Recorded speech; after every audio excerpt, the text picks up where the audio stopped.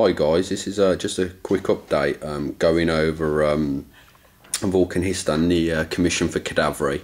I'm fairly early in the stages of this. I went out for an Apocalypse game on Sunday, which I have to say was awesome. So thank you Fulgrim and thank you Marnius for an amazing game.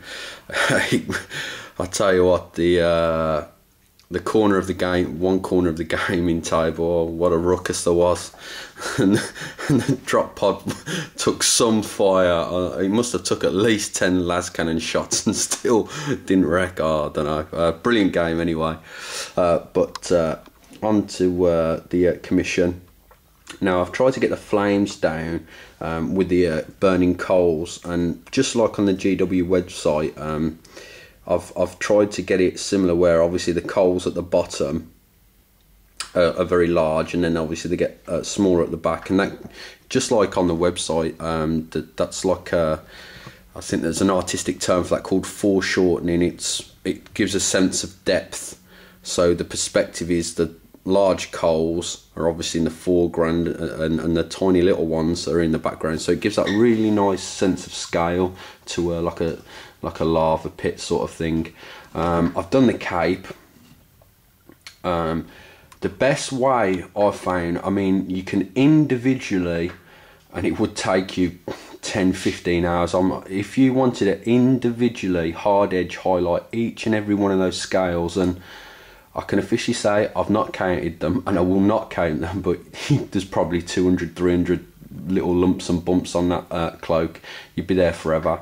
So the technique that I employed was using a glaze medium and a slight bit of flow aid improver, and I use washes, but you can't just slap the washes on, because if you do, you'll get a lot of pooling and you'll get a lot of uneven coverage with the colour. So it still took me a couple of hours to do the cloak, for the simple reason I think it was like 4 or 5 really thin layers of paint to give an effect where all the recesses are much darker, but then on the tops of the scales, let's just zoom in on the tops of the scales, you can see that around all the edges, the lighter, so it looks like the hard edge highlighted, but it's actually a bit of a trick. There is, like I say, it's not a case of just getting your Gryphone Sepia or your Devlin Mud and slapping it on it. You couldn't get it to look like that, but doing it this way, by gradually building up the colour with super thin paint, it gives a really nice 3D sort of like look to the scales there, and I think it's worked out really well. As you can see, the actual power armour is just base coated, nothing's done to it at all. I'm going to take you into this spear. What I've done so far for you on the spear Cadavery, where are we? Just get this to focus in. I think that's the closest I'm going to take this. It's going to be hard to actually show you the detail because it's got a gloss varnish at the moment, because I wanted to protect the paint job on the spear, because obviously that's probably going to be touching the most things, and you don't want the try and get the light to get it. On the GW website, the artist there painted the hilt of the tip was where all the heat was, and then the tip of the spear was where it was cold. That's a contradiction to what you want. If you had a spear and it had some kind of electrical current going through it, you want the heat to be at the tip of the sword, not at the hilt. So I reversed the colour scheme there, because it made more sense to have the heat, you know, dripping off at the tip where you're going to pierce your enemy.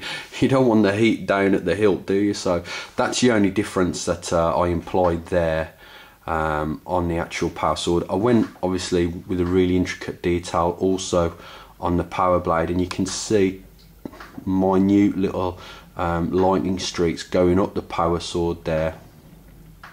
So I think that works well. Obviously these little notches that go up, which causes the electrical current to go through the spear, they need to be painted. That's not done yet.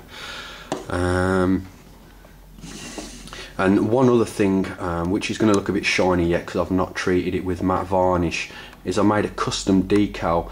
I wanted to put some heraldry on his cape there, so you see the V for Vulkan. I put some stacked some star decals on top of that one.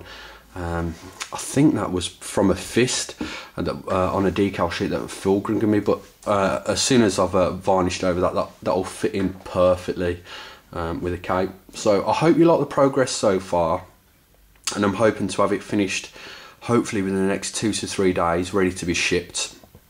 Just lastly but not least, I did a cool thing, which again, it's not painted one tiny bit.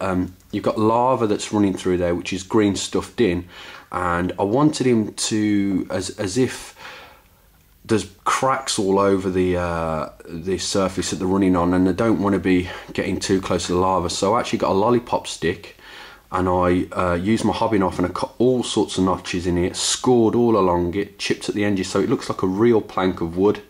And you wouldn't tell that that's a lollipop stick now. I mean, if you just literally stick a lollipop stick down there, it's going to look like a lollipop stick. So you need to literally cut notches out. If I can zoom in a bit more, and you might see the notches. So yeah, you want it to look all rough and ready, and you want it to look like a real plank of wood. So I thought that would be quite cool.